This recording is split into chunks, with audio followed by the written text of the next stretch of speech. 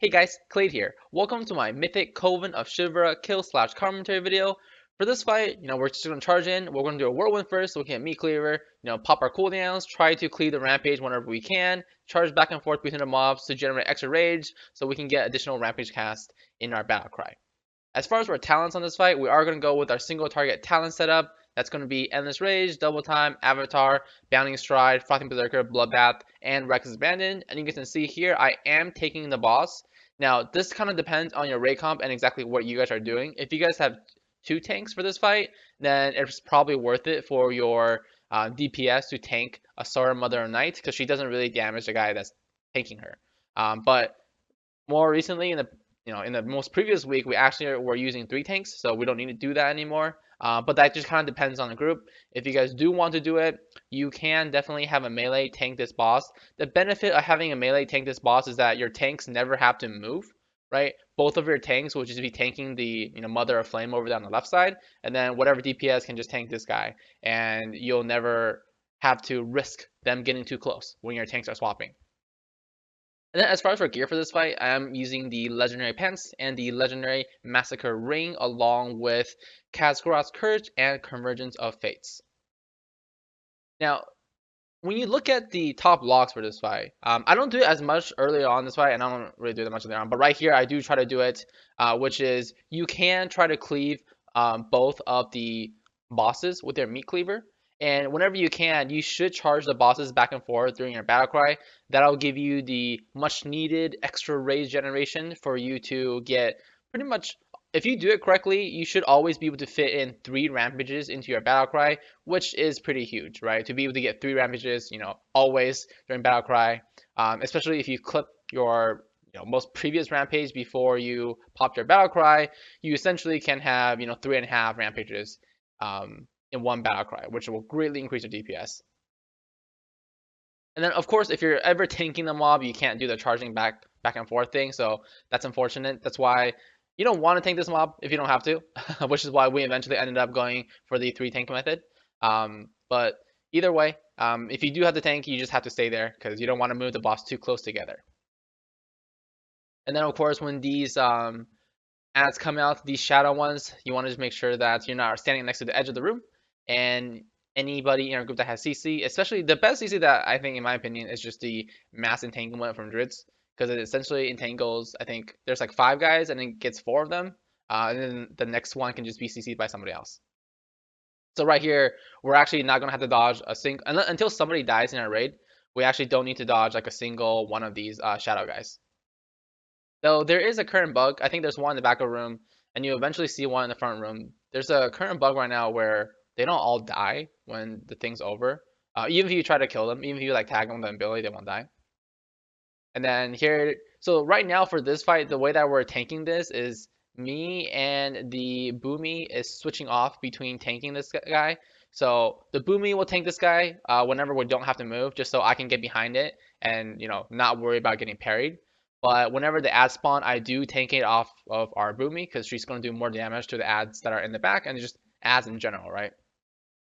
Because you definitely want to prioritize for this fight, letting your range do their thing, right? That's your affliction logs, balance druids, and your shadow priests.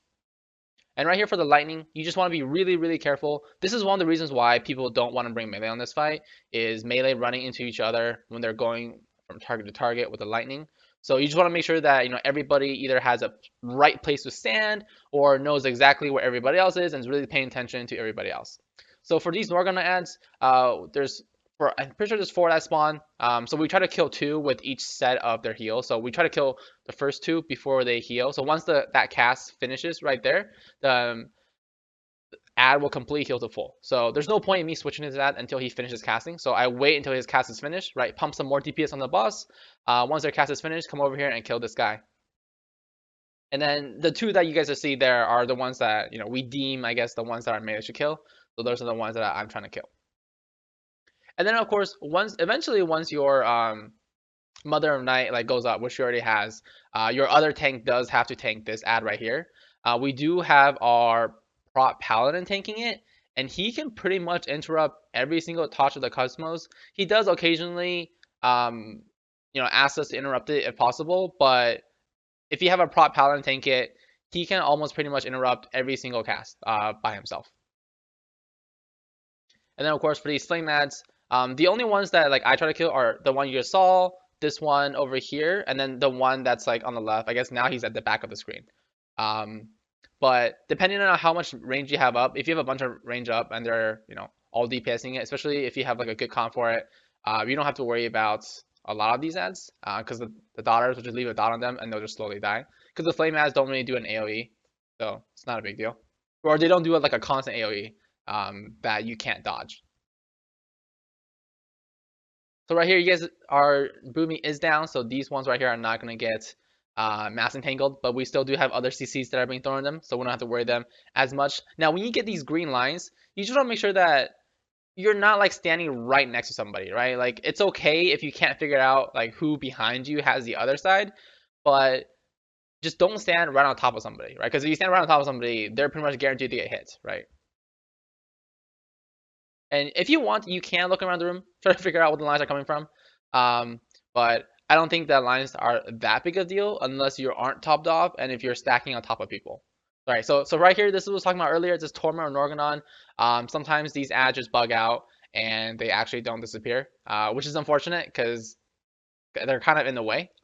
So right now we're doing the burst method, which is once these lightning ads come up, we just ignore them. And I think that should be the case for everybody. If an ad spawn happens, either the lightning ads or the other ads that just constantly do pulsing damage to your raid, if the bosses are in execute phase, you should just kill the bosses. Like it's not, in my opinion, it's not worth it to try to kill the ads, right? Just pump all of your damage into bosses and kill them, especially the lightning ads. As long as you're not walking into somebody else with the lightning, it doesn't really do anything.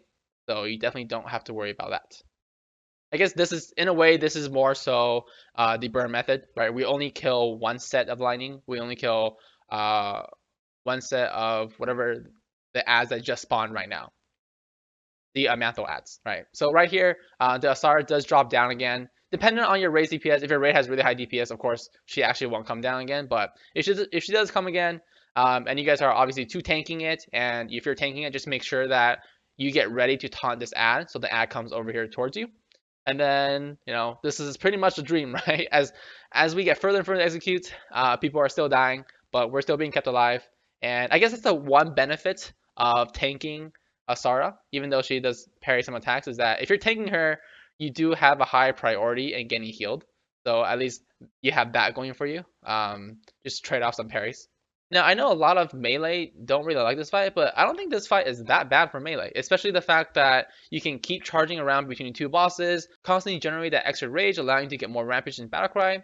Actually turns out to be pretty good. But as always, thanks for checking out the video, guys. Feel free to subscribe to see more. See ya.